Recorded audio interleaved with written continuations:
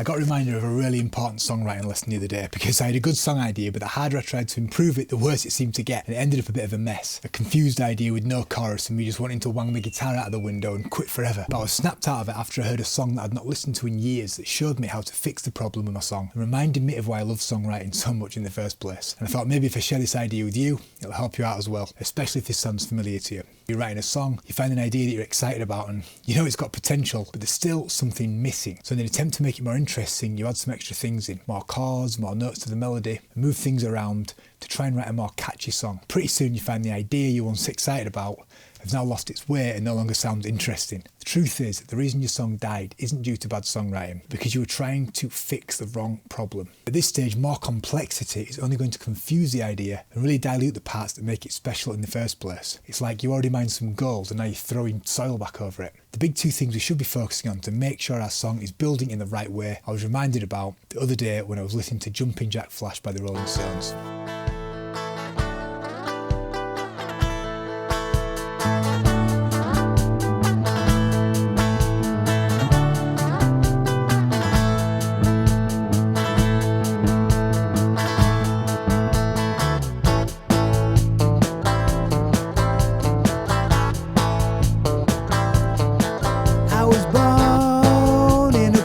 Fire hurricane, and I howled in my mind the driving rain, but it's alright now. Fact, it's a gas, but it's alright.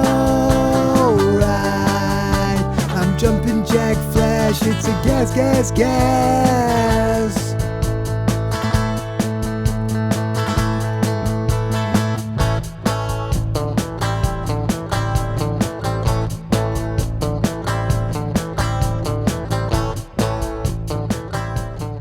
So two things that jumped out at me here. The first is the importance of simplicity or elegance in your songs. And that's because you lose focus by trying to say too much musically and you can end up saying nothing at all. It's much better to proudly express one simple idea.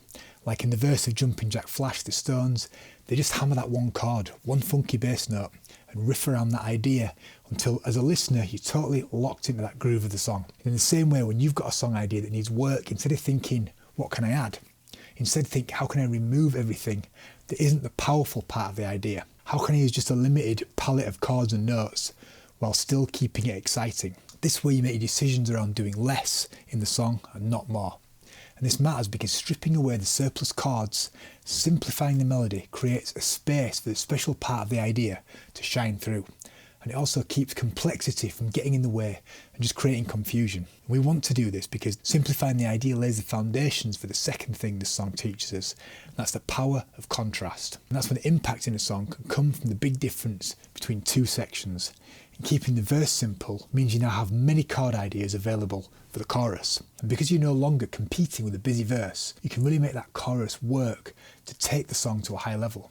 Just like Jumping Jack Flash, the Stones go from just a single chord in the verse and then jumps into a 4-chord repeating sequence in the chorus. So although it has a simple melody over the top because the verse was harmonically very steady, the chorus now seems huge by comparison. And there's a quick step-by-step process you can use to try to find a hit song using these principles, and the first is to lay a simple but strong foundation. So pick one chord that you're enjoying the most in this moment and try to find a riff and create some movement, but stay within that one chord. Lean into the idea, embellish it, explore it.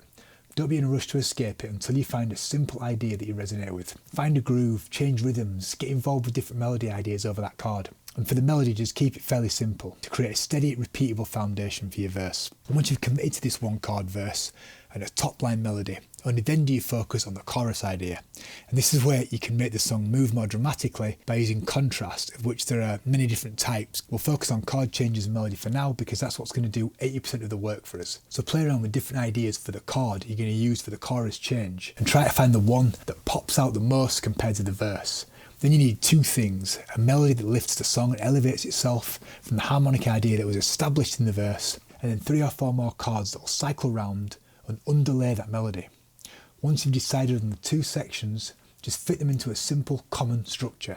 and add small variations to the second verse and chorus both lyrically and melodically. Using contrast this way means that both the verse and the chorus win because they both differentiate from and complement one another. The idea is to put your focus on the emotional journey you're taking the song in and your energy into maximising that point of change between the verse and the chorus. This idea reminded me that the whole point of songwriting is to enjoy your creative journey when making music and not to overcomplicate the process. Treat it like a fun game instead of a boring assignment, and that is when you're going to find your best ideas. And if you use this framework, it's when elegance and contrast work together, that's when you can find a winning song idea. The verse seduces them into the song and the chorus closes the deal. Pretty soon you'll find your songs are not only easier to write, but actually more catchy and powerful as well. But a framework's only going to get you so far and could leave you stuck for practical ways to write a song and lyrics. So if you want to go a bit deeper and learn the secrets from a master of the craft, watch this video next.